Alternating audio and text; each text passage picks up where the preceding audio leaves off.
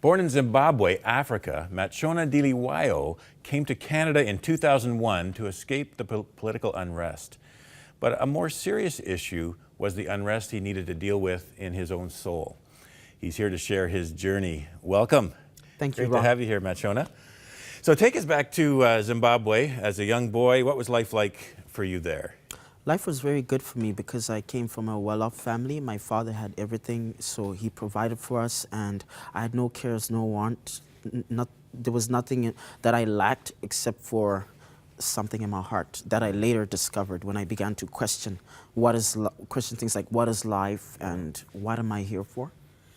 And you came to Canada by yourself at the encouragement of your father. Why would he do that to a young 18-year-old? What was in his mind to have you leave?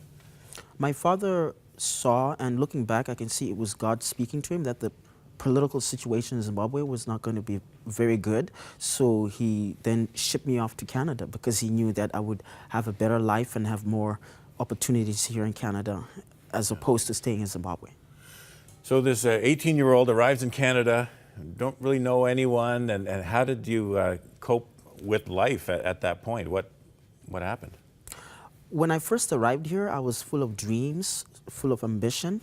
However, the system is very slow because I came here and I said I'm here because I'm a political refugee. So the system takes a long time to actually to give you a work permit, to acknowledge that you can even get health care and all these other kind of things. So I had to do all that, and because I was out of school for a long time, I began to find some other avenues to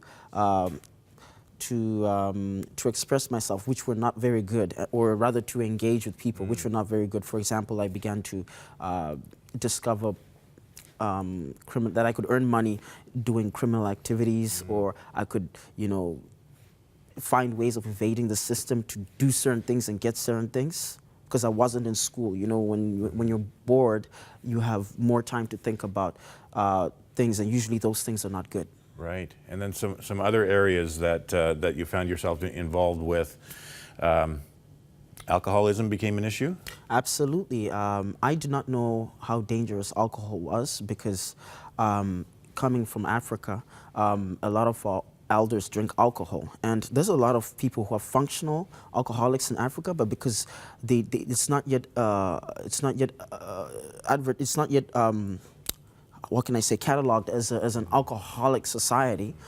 So people are functioning alcoholics. They will go to university, they'll become professors, but they'll be functional alcoholics, but it's accepted. Whereas here, they would have cataloged a lot of the people that I grew up seeing as functional alcoholics. So some of these areas that you got involved with, what do you think was the real issue going on inside of you at that time that you started getting involved in these areas? I think it's because I didn't know God, because when every human being was created, they were created to reunite with their creator. And when you don't reunite with your creator, you're going to have a void. And I think I filled that void with alcohol and sexual promiscuity and criminal activities to earn more money. And so how did you arrive at the point then of the time when you actually did business with God in a personal way? I remember one time I was walking down a street, and a voice spoke to me. I don't know how to describe it, but it's a quiet voice that spoke to my heart. It had never happened to me, and I had no Christian to tell me that's God talking to you. I was walking down Albion Road, and I was thinking of doing a scam with another friend of mine because he was being watched by the cops, so he couldn't do it, but I decided to do it because I wanted to make a lot more money than I had. And so that voice spoke to me and said, you're never going to be happy. And at that time, I was depressed. I would wake up, I would have everything I wanted, but I was depressed. And that voice said, you're never going to be happy if you continue doing this. You're going to be in jail. And, I tried to reason with that voice, but for some reason, that voice just went away, and I never heard it again. But I started then having nightmares where I was in hell, and there were these creatures which I took to be demons that were holding me back from a door that was light. And so I just knew there was something supernatural. I didn't believe in a God at that time, but I just knew this something had to be out there because this was very unusual.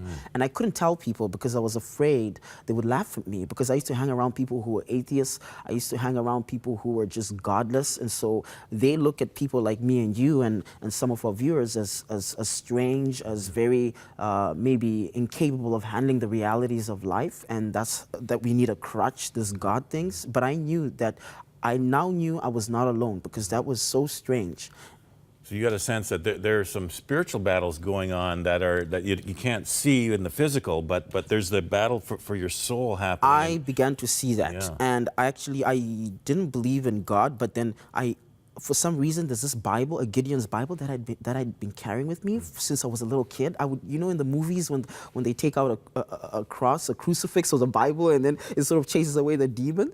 That's what I thought would work. So I began to sleep with the Bible. I hadn't opened it in years, but I began to put it under my pillow, thinking that it will help me with the nightmares. But it didn't really help. What helped was where I was living.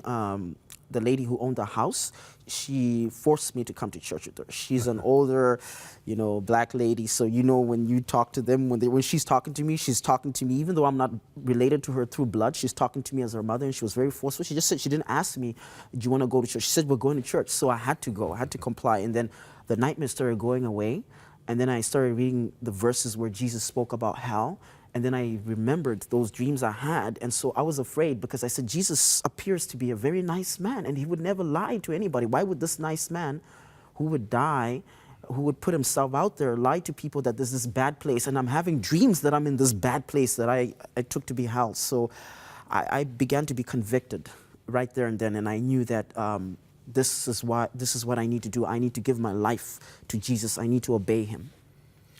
The best decision you could ever make, or anyone could ever make, Definitely. to give your life to Jesus. And then at that point, then the Bible started becoming more alive to you all the time. It wasn't under the pillow anymore. No. You were reading it, and one particular book of the Bible really started speaking to you, and you started living out. What was that? It was the Book of Proverbs. I realized that that I was not wise, because when I found out that King Solomon was the wisest man who ever lived, I asked myself, what made him so wise? What did he do? And then when I began to read the Proverbs, I began to see the advice that he gave was, a lot of it was opposite of what I used to do. So then I cried out to God and said, God, I know I'm a fool. Please help me. And, God began to teach me through his spirit, and through the Book of Proverbs and Ecclesiastics and the Book of Job. I began to read those books over and over again every single day. And a lot of the behaviors that King Solomon spoke about slowly began to wither away in my life. And then you're a transformed person today. You're reaching out to others. You're actually doing some writing and putting into words some of these the life lessons from Proverbs. A couple of your books here, which I believe are available on your website. What's your website? www.knowledgethebook.ca. All right. Now, just as we close here, Matshona, I wonder, maybe someone that's watching right now, they're struggling with some of the areas perhaps that you mentioned, or they just know that there's a spiritual battle going on in their heart, and they're not sure what to do. What would you say in just a brief moment to them? I would like you to know that Jesus is the answer to your problems, whether it's emotional, whether it's financial, whether it's spiritual. Any problem you have, you can take it to Jesus. You can trust him with your problems. You can't trust people.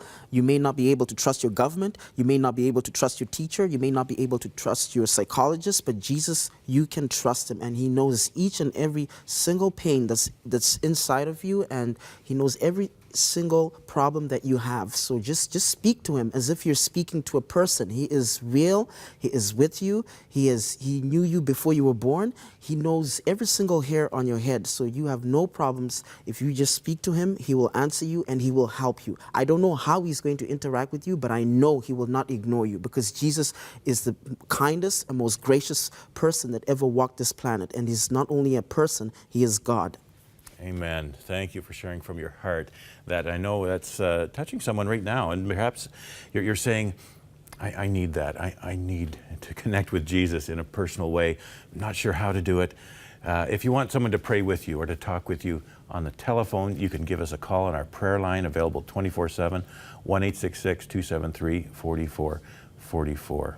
All right. Matshona, God bless you and your ongoing Thank you very ministry much. and your Thank you. life. Great having you with us. Thank you.